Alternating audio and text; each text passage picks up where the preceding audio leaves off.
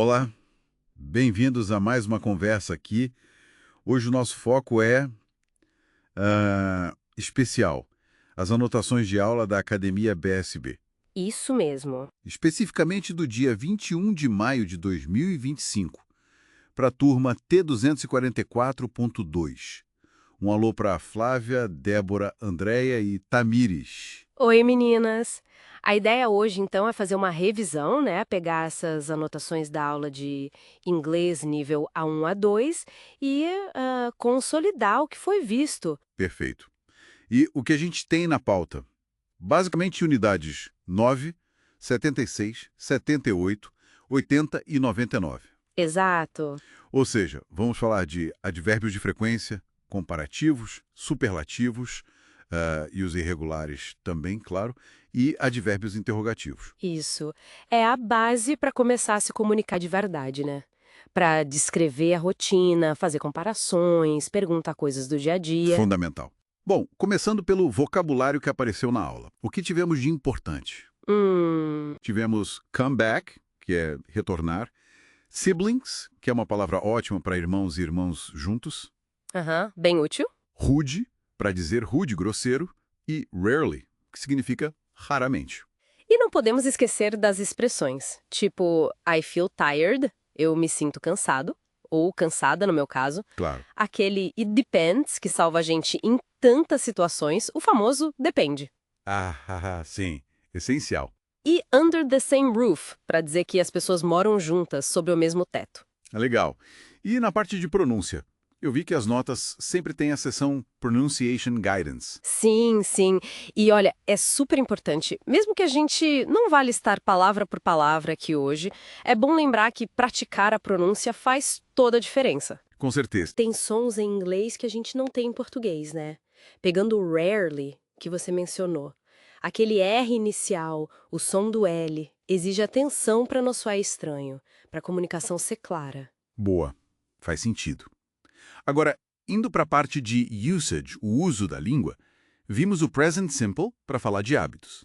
A regrinha base era We use the present simple to talk about habits. Exatamente. É para falar do que a gente faz, assim, com frequência. Por exemplo, I usually get up early on weekdays. Eu geralmente levanto cedo durante a semana. Notei o usually aí, o advérbio de frequência. Ele vem antes do verbo normal, né?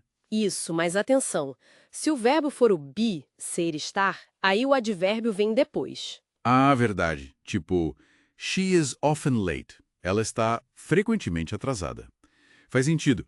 E para perguntar sobre frequência ou se a pessoa já fez algo alguma vez, a gente usa o ever. Ah, sim. Tipo, do you ever play tennis at the weekend? Perfeito. Você alguma vez joga tênis no fim de semana? É uma estrutura bem comum. Entendido. Mergulhando agora na gramática. A unidade 9 trouxe os advérbios de frequência. Sim, aquela listinha always, usually, often, sometimes, rarely, never, para indicar com que frequência algo acontece. E aquelas expressões tipo every day, once a week, twice a day, essas coisas. Exato. Essencial no A1 a 2 para descrever rotina.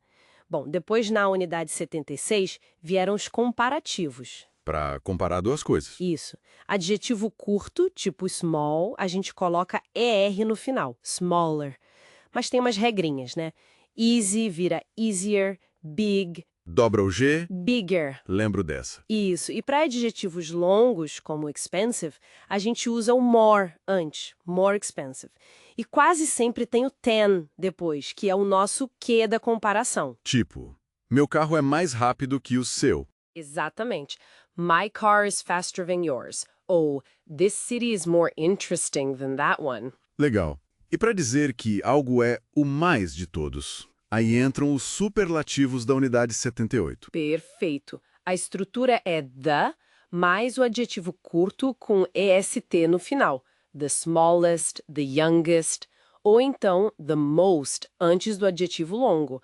The most famous, the most expensive. E tem o detalhe do in para lugares e off para grupos, né? É importantíssimo. Por exemplo, he is the tallest student in the class. Ou this is the most difficult book of the three. Entendi. E não dá para esquecer dos irregulares, unidade 80. Esses tem que decorar, não tem jeito. Quais são os principais mesmo? Olha, good, bom, vira better, melhor, e the best, o melhor no superlativo. Ah, sim. Bad, ruim, vira worse, pior, e the worst, o pior. Clássicos. E tem far, longe, que pode ser farther ou further, e old, velho, que pode ser older ou elder em algumas situações familiares. Mas os mais comuns são good e bad. Tipo, her presentation was better this time. Faz todo sentido. E para fechar a gramática, unidade 99. Advérbios interrogativos. As perguntinhas básicas. Isso.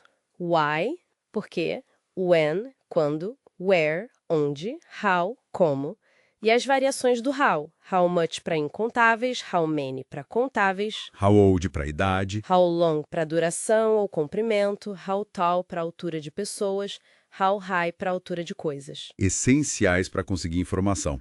Perguntas como Where do you live? Ou How many brothers and sisters do you have? São super do dia a dia. Exatamente, são as pecinhas para montar qualquer conversa inicial. Mudando de assunto, mas ainda na aula, teve a parte de reading.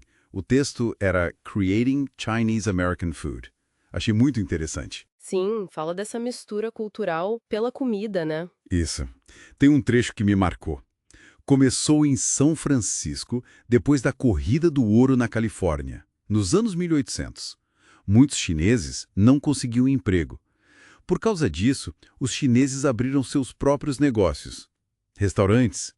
Eles tiveram que mudar alguns ingredientes, criando a comida chinesa americana. É uma história fascinante, né? Mostra como a adaptação e a necessidade criam coisas novas. Uma ótima ilustração cultural. Total. E no writing? O tema era A Perfect Sunny Day. Friendship, Laughter and Memories. Um dia perfeito de sol. Isso. E a gente viu um exemplo de first draft, um primeiro rascunho, acho que da Flávia, né? Deixa eu ler aqui um pedacinho. No último sábado estava muito ensolarado, então meus amigos e eu fomos à praia. Jogamos vôlei, nadamos no mar e depois comemos fatias grandes de pizza e sorvete. Ouvimos umas músicas divertidas na caixa de som. Foi um dia tão perfeito. Tá legal. Descreve bem o dia, mas aí veio o feedback, né? Os Teachers Enhancement Insights. Exato. A sugestão era usar uma linguagem um pouco mais vívida, mais expressiva. Tipo, em vez de só muito ensolarado, talvez algo como aproveitando o sol, soaking up the sun. Isso. Ou, em vez de só descrever as atividades, usar uma expressão como nos divertindo muito, having a blast, para transmitir emoção. É aquela ideia de usar as palavras para pintar uma imagem mais colorida, né? Para realmente mostrar como foi o dia. Precisamente. É aí que o vocabulário mais rico, as expressões idiomáticas entram em jogo. Conecta tudo, o vocabulário que a gente aprende, a gramática para estruturar e a habilidade de se expressar de forma mais envolvente. Então, fica a dica para Flávia, Débora, Andréia e Tamires. Continuem praticando. Usem essas estruturas, esses advérbios, comparativos, superlativos. É assim que a gente melhora. Com certeza. E lembrem que os materiais de referência, os PDFs das unidades 9, 76, 78, 80 e 99 estão lá para consulta. E olha só, já dando um gostinho da próxima aula, o Upcoming Linguistic Scope. Opa, o que vem por aí? Vamos explorar a diferença entre many e a few. Parece simples, mas tem uma sutileza aí. Fica a curiosidade. Interessante.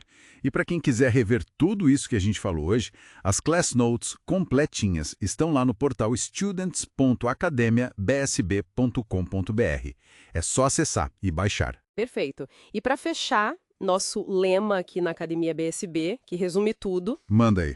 It's not only about the language, it's all about communication.